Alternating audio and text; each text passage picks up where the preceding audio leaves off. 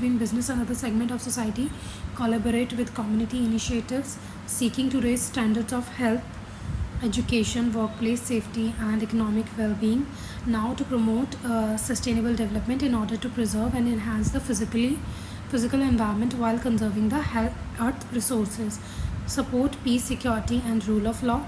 Respect social diversity, including local culture and minority communities. Be a good corporate citizens through ongoing communities investment and support before employing participation in the community and civic affairs. Now I'm again reading this answer, that in the Cox round table what all are the principles that has been discussed, that there basically it has envisaged that a responsible business has a responsibility to respect human rights. So human rights that has to be respected.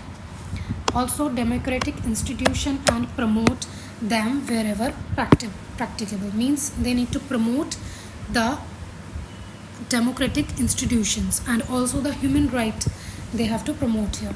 Now they recognize governmental legitimate obligation to society at large and support public policies and practices that promote social capital here.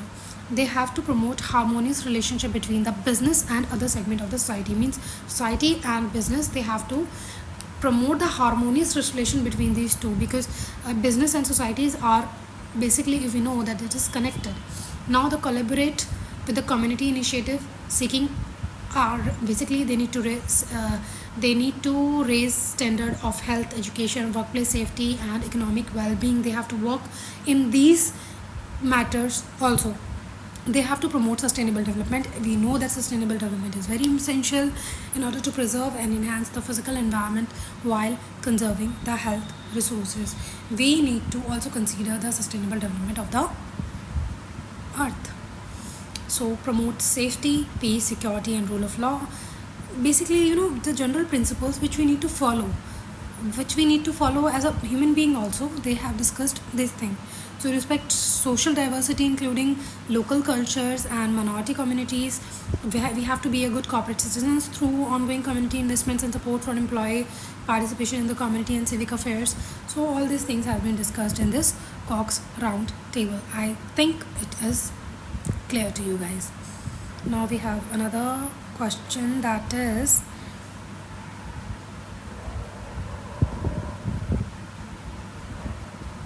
the audit committee of Polar Limited, a listed company with BSE, consists of 3 directors. Okay, means audit committee of a Polar Limited, and it is listed with the BSE, and it has 3 directors. Ashish, Nitin, Rekha. Okay, Ashish is the chairman of audit committee and also CEO of such company. Nitin and Rekha are independent directors. Okay. Now all the 3 directors are financially literate, which is a requirement. Rekha is a chartered accountant with more than 15 years of experience in finance and accounting. Rekha is very educated in this case. So we need to write out the requirements, and I think it is the most easy question I could ever expect. We just need to write down the requirements of audit committee.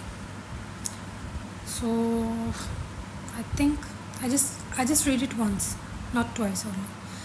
So the legal requirements of composition of audit committee mentioned under subsection 1 and subsection 2. We know that we don't have to write the subsection also. We could write the requirement as per section 117 of the Companies Act, which states that board of directors of every listed company shall constitute a audit committee. Now the audit committee shall consist of 3 directors minimum, we know, with independent director forming a majority. So independent director is in the majority. So majority is independent director, provided that the majority of the member of audit committee, including its chairperson, shall be the person to ability of read, means all has to be literate financially, basically able to read and understand the financial statement. Majority of members they are talking about, they're not taking all members. They are saying majority of members of audit committee, including its chairperson, shall be the person with the ability to read and understand the financial statements. Majority of. Okay, अगर 3 में से 2 भी हों तो चलेगा. Now further regulation LODR क्या कहता है इन दिस केस. LODR का आ जाता है 18. सो LODR आ जाता है यहाँ पे 18. ओके, LODR कहता है in this case require that every unlisted entity shall constitute a qualified and independent audit committee in accordance with the terms of reference subject to the following. So LODR के case में जैसे companies act बोलता है कि companies act said that कि majority of members financial literate चलेगा, but in this case they said कि all has to be financial literate. Okay, so the audit committee shall have consist of minimum 3 directors, has the same criteria. 2/3 of that shall be independent director, same criteria. Okay, so the member of the audit committee shall be financially literate, all members. Okay, and at least one member shall have accounting or financial related expertise. Okay, so the explanation for this purpose of regulation, financial literate means ability to read and understand basic financial statements, that is balance sheet, profit and loss, and cash flow statements. So what are the explanation for the purpose of this regulation? A member shall be considered to have accounting and or financial management expertise if he or she possesses experience in finance or accounting or requisite professional certification in accounting or any other comparable experience or background which results in individual's financial sophistication, including being or having been a chief executive officer, chief financial officer, or other senior officer with financial oversight responsibilities. Now the chairperson of the audit committee shall be independent director and he shall be present at the AGM to answer shareholder query. In the given cases, there are 3 directors in the audit committee. All are financial literate. Majority of the audit committee are the independent director also. One member is the expert also, has expertise. So but the chairman of audit committee, that is Ashish, who is the CEO of the Polar, it is not an independent director. Okay, so it is violating the condition of regulation 18 of the SEBI, but is not fully complied. But in order to validate the composition of audit committee, either Nitin or Rekha should be appointed as a chairman, because we know that the chairman of audit committee has to be independent. But if he is the CEO, he is not termed as independent. So the chairman has to be changed here. Have you find out the gist of this question? It is a very minute thing has changed here. Majority of including chairperson, very thin difference कि member वो CEO है, so that has a material interest in the company. So I'm really surprised by seeing this answer, because I have not realized that he is the CEO, so he has a conflict of interest. So he is not independent here, because he is a CEO, he is a full-time director, so he cannot be chairman of the audit committee in such case. So we need to appoint Rekha or Nitin, any of the chairman of the audit committee. So we are done with this question also. Now we have to go with the alternative question, that is 2A.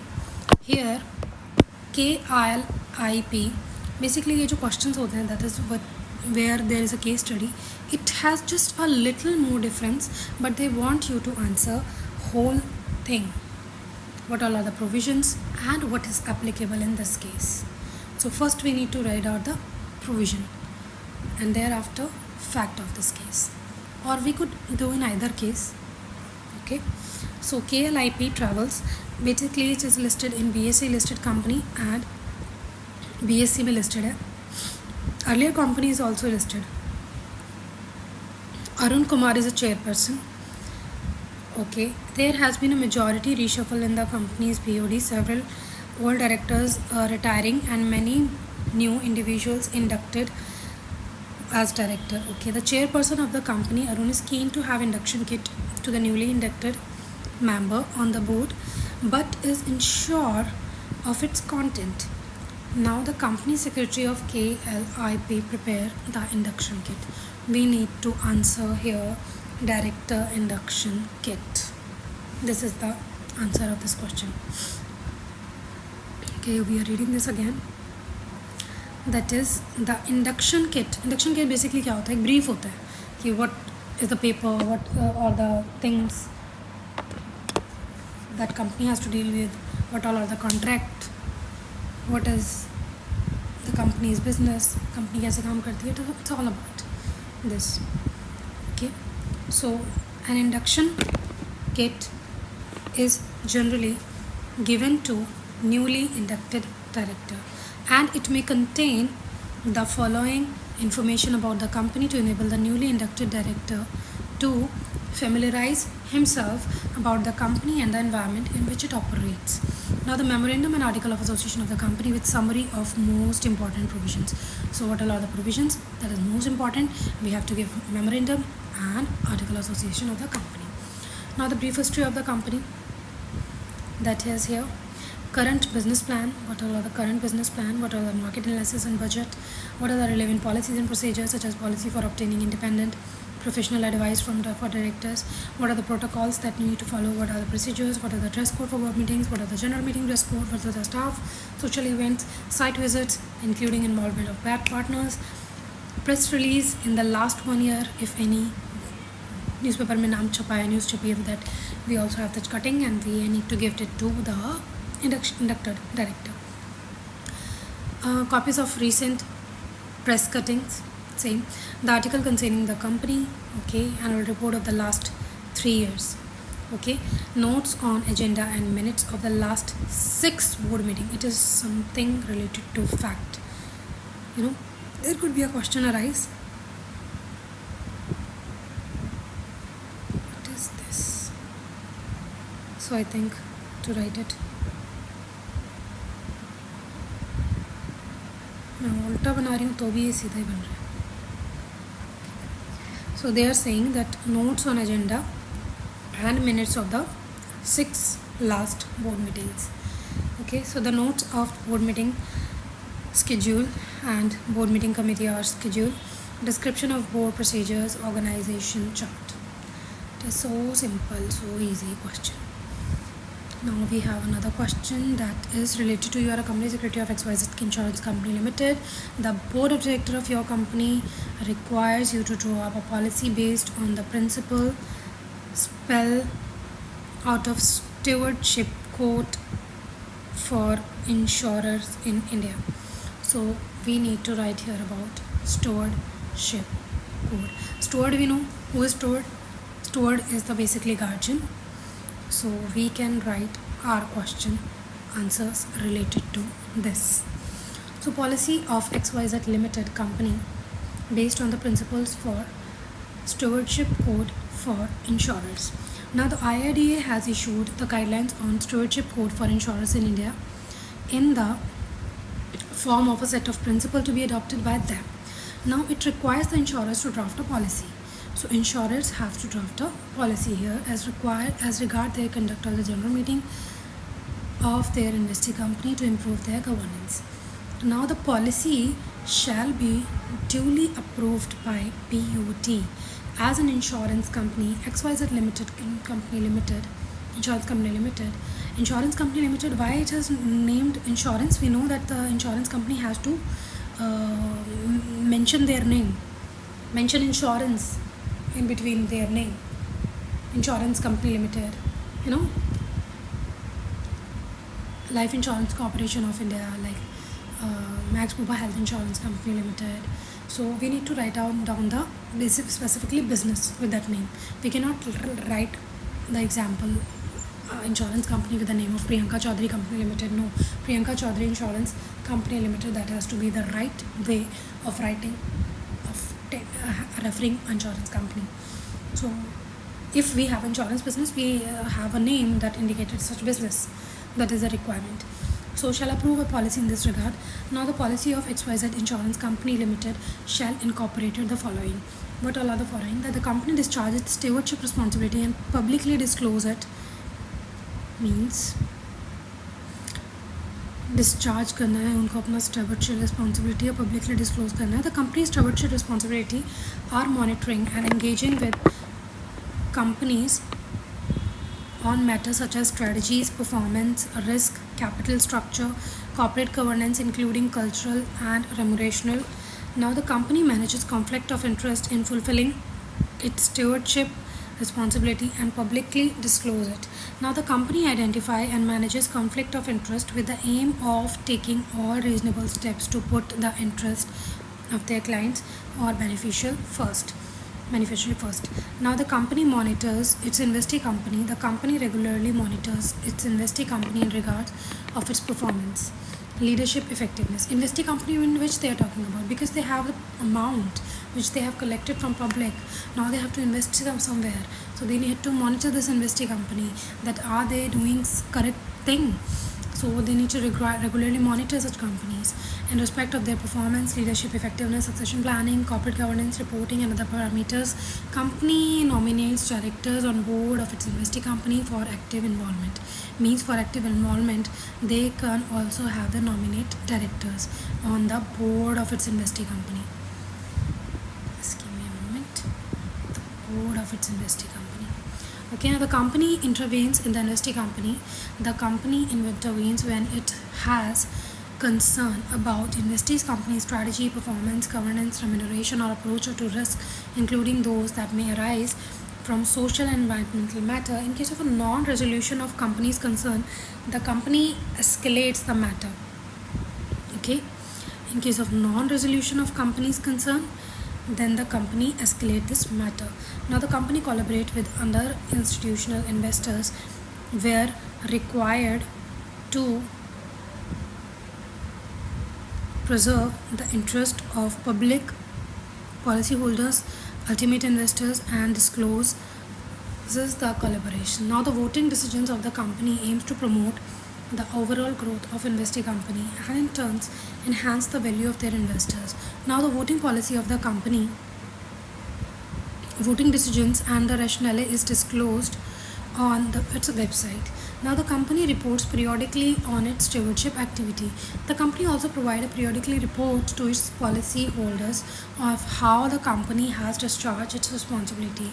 It is easily understandable format, but the company do not intend to manage the affairs of the company, but the company do not intend to manage the affairs of the investee company. The company may also at any time decided to sell its holding in the investee company if it is the best interest of the clients of the or the beneficiaries. Okay, we have another question, that is 2a and part 3, that is the last question for this lecture. Now, discuss the need of the internal audit as a tool of the corporate governance in the present day organization. Though we know that earlier question which we have discussed related to stewardship code, we know that we need to write a general thing. We need to write a general thing here, that being an insurance company, what we can do as a stewardship for such organization, what we can do. So all such things we need to write here. So again, now the question is, discuss the need for internal auditor as a tool for corporate governance in the present day organization. It is very important question, very important. We could write it in a very general sense. Internal auditor ज़रूरी है ही भाई company में, because internal audit होगा तो वो कोई fault finding exercise नहीं है, वो बेसिक लेवल पे रूट कॉज बता देगा उस चीज़ का, पहले प्रॉब्लम होने से पहले बता देगा. So this could also help in corporate governance. So it is really essential, really important.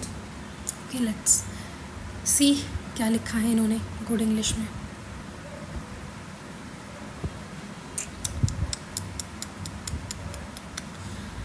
Here they have written this.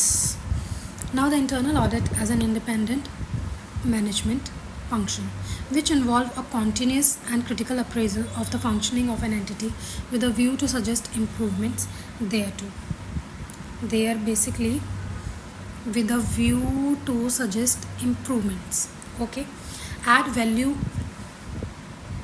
to strengthen the overall governance mechanism of the entity. Now, including entity strategic management and internal control system, an effective internal audit function can play a significant role within the corporate governance framework of the company. Over the last decade, internal audit has developed and grown in importance. So over the last decade, we can mark this, has developed and grown in importance.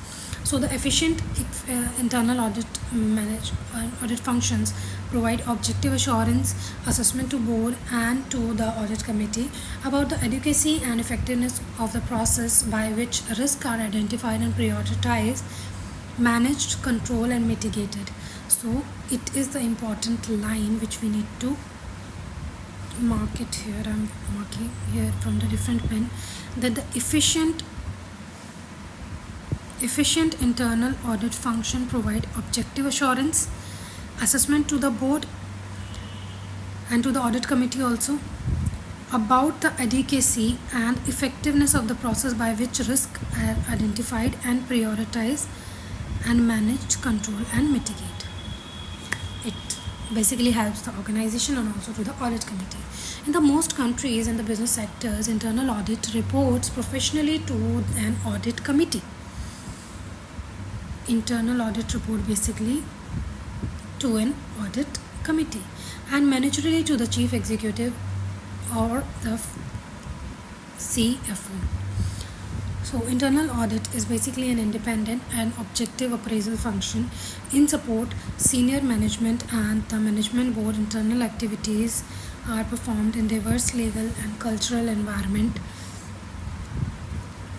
within the organization that vary in size. Means it depends on the size. Internal audit के according करनी है. Cultural or legal requirements are also different. So internal audit function should comply with the relevant professional standards. Internal audit is basically tool of control to measure and evaluate the effectiveness of the working of an organization. Effectiveness to the working of an organization to ensure that all laws, rules and regulations governing to the operation to the organization are adhered to identify risk and also suggest remedial measures, thereby acting as a catalyst for change and action. We could also write that it is not a fault finding exercise, rather finding the root cause at the initial level, and many more. There are the things which we can write here. So it's over. Now in another lecture we have to read question number 3, 4 and many more. Bye bye.